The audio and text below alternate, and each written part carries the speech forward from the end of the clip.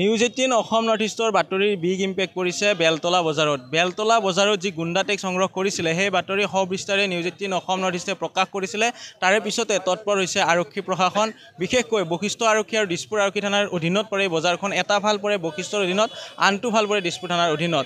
আৰু সেই বাতৰি সম্প্ৰচাৰ হোৱাৰ পিছত তেখেতসকলে গুৰুত্ব সহকাৰে লৈ যিসকল থলুৱা ব্যৱসায়ী আছে, যিসকলে গৰৈমাৰী, ছয়গাঁও বা গোৱালপাৰা, ৰংজুলিৰ পৰা আহে মহিলাসকল, সেইসকলৰ পৰা তেখেতসকলে ধন দাবী কৰি আহিছিলে আৰু ধন নিদিলে মাৰপিট কৰাৰ অভিযোগ আছিলে। এই অভিযোগৰ ভিত্তিতে আজি বশিষ্ঠ আৰক্ষীয়ে অভিযান চলাইছিলে। অভিযান কালত 5জনকৈ লোকক ইতিমধ্যে গ্ৰেপ্তাৰ কৰিছে। গ্ৰেপ্তাৰ কৰা লোককেইজনৰ নাম এই মুহূৰ্তত উল্লেখ কৰি দিছোঁ: চন্দন বৰ্মন, হিৰাজ দাস, তপন দাস, নয়ন দাস আৰু আনিছ মেছ। এই মুহূৰ্তত অভিযান চলাই থকা পৰিৱেশ দেখুৱাইছোঁ। ইয়াতে দিছপুৰ আৰক্ষী থানাৰ ভাৰপ্ৰাপ্ত বিষয়াসকল আছে, বশিষ্ঠ আৰক্ষী থানাৰ ভাৰপ্ৰাপ্ত বিষয়া আছে।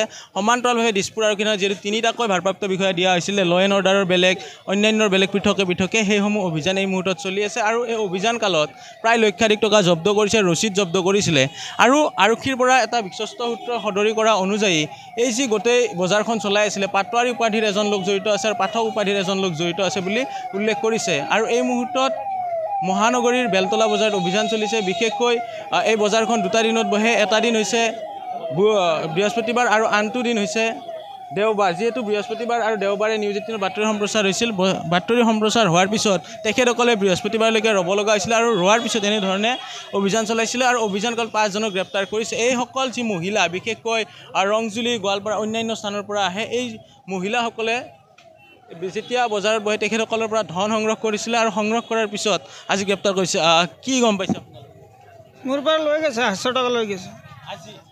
এই এতিয়া লোৱাৰ পিছতে ছাৰে ধৰিছে। আজি আপোনাৰ পৰা লোৱাৰ পিছতে দেখুৱাইছোঁ যে এই যিজন ব্যক্তি আছে, এই ব্যক্তিজনৰ পৰা 800 টকা লৈ থকা সময়ত হাতে লোতে গ্ৰেপ্তাৰ কৰিছে। আৰু তেওঁৰ পৰা জানিবলৈ চেষ্টা কৰিম। দাদা, কি হৈছিলে? এতিয়া খাজনা উঠাই আছে, 500 পইচা খাজনা দিয়াৰ পিছত দিলোঁ আৰু 700 টকা দিলোঁ। এনে দেওবাৰে ল'লে 800 টকা লয়, পিছদিনা 700 টকা লয়। তাৰপিছত দিবই লাগে আৰু ধৰিলে। ইয়াতে ধৰিছে এনেকৈ। মাৰপিট নকৰে, নিদিলেতো মাৰপিট কৰি থাকে। যদিও ক'ব খোজা নাই, তাৰ মাজতো বহু কথা ওলাইছিলে যে তেখেতসকলক মাৰপিট কৰে যদিহে টকা নিদিয়ে। এইসকল ব্যৱসায়ীৰ পৰা পইচা লৈছিলে। আৰু ভাৰপ্ৰাপ্ত বিষয়াগৰাকীৰ মন্তব্য ল'বলৈ চেষ্টা কৰিম যদি সম্ভৱ হয়। আৰু যি 5জন লোকক ইতিমধ্যে গ্ৰেপ্তাৰ কৰিছে, চন্দন দাস, নয়ন দাস আৰু অন্যান্য লোকসকল আছে। আৰু এই মুহূৰ্তত উল্লেখ কৰিছোঁ যে বেলতলা বজাৰ যিহেতু 2টা বাৰতহে বহে, তেখেতসকলে অভিযানৰ বাবে বৃহস্পতিবাৰলৈকে ৰ'ব লগা হ'ল আৰু দেওবাৰে তেখেতসকলে বাবে ৰ'ব লগা হ'ল। আৰু এই মুহূৰ্তত ভাৰপ্ৰাপ্ত বিষয়াগৰাকী আছে, সম্ভৱ যদি জানিবলৈ চেষ্টা কৰিম কি অভিযান চলিছিলে। হয়, আমাৰ এইটো মানে আপোনাৰ এটা অভিযোগ আছিল যে এনেকৈ ৰেটতকৈ বেছি পইচা লয়, মানে যিটো নিৰ্ধাৰিত ধান আছে তো হিচাপে হ'ব। এতিয়া আমি জইণ্টভাৱে বশিষ্ঠ থানা আৰু দিছপুৰ থানাই কৰিছোঁ। আমি প্ৰচেছখিনি কৰিলোঁ এতিয়া, আৰু কিছুমান তথ্য পাইছোঁ যিখিনি আণ্ডাৰ প্ৰচেছত আছে, আৰু টকাও জব্দ কৰা হৈছে। আৰু সেইখিনি এছ পাৰ লৈ আমি এখন FIR লঞ্চ কৰিম বশিষ্ঠ থানাত, দিছপুৰ থানাত। তো সেইখিনি এছ পাৰ লৈ যিখিনি হৈ যাব। কোনোবাই দিছিলে নে? এইটো আমাৰ এটা কমপ্লেইন পাই আছিলোঁ যে ৰিচেণ্টলি যে এনেকুৱা বেলতলা বজাৰ, যিহেতু বেলতলা বজাৰখন 2খন থানাৰ আণ্ডাৰত পৰেতো, বশিষ্ঠ থানা আৰু দিছপুৰ থানাৰ আণ্ডাৰত পৰে, সেইকাৰণে আমি যি জইণ্টলি অপাৰেশ্যন কৰা হৈছে। কেইজন জালত পৰিছে? এতিয়া 5জন। এই মুহূৰ্তত দিছপুৰ থানাৰ ভাৰপ্ৰাপ্ত বিষয়াগৰাকী আছে, তেখেতৰ পৰা জানিবলৈ চেষ্টা কৰিম। ছাৰ, কি অভিযান চলিছিলে? সেইটোৱে মানে আপোনাৰ কিছুমান মানুহে যিটো আমাৰ ৰেট ধৰি দিয়া হৈছে, সেই ৰেটটোতকৈ বেছি ভয় পাব কিন্তু বেছি ৰেটত পইচা লয়। যদি আপোনাৰ 10 টকা ল'ব লগা হৈছে, তাত 20 টকা লৈ আছে। এইটো এলিগেশ্যন আছিলে। আজি হাতে লোতে ধৰিছোঁ, আমি হাতেৰে ধৰিছোঁ, ৰিচিপ্টবিলাক লৈছোঁ।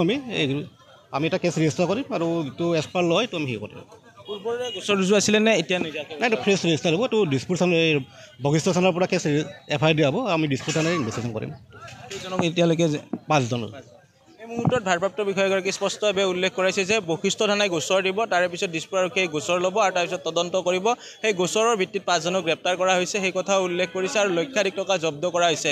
হিচাপতকৈ জোখতকৈ তেখেতসকলে অধিক ধন উঠাইছিলে, সেই কথা উল্লেখ কৰিছে। আৰু আমি যেতিয়া বাতৰি কৰিছিলোঁ বা তেখেতসকলৰ মন্তব্য লৈছিলোঁ, উল্লেখ কৰিছিলে যে আজি এজন লোকৰ পৰা 800 টকা উঠাইছে আৰু সেই 800 টকাটো দিয়াৰ পিছতে তেখেতসকলক গ্ৰেপ্তাৰ কৰিবলৈ সক্ষম হৈছে। আৰু পূৰ্বেও এনেধৰণে 10 টকাৰ ঠাইত 1000 টকা লোৱাৰ বিভিন্ন ধৰণৰ অভিযোগ আছে।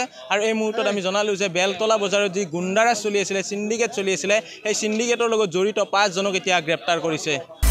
আপুনি বিচৰা বাতৰি পাব কেৱল নিউজ 18 এপত। নিউজ 18 এপ ডাউনলোড কৰিবলৈ স্ক্যান কৰক এই QR কোড। গুগল প্লে ষ্টৰতো পাব এই নিউজ 18 এপ।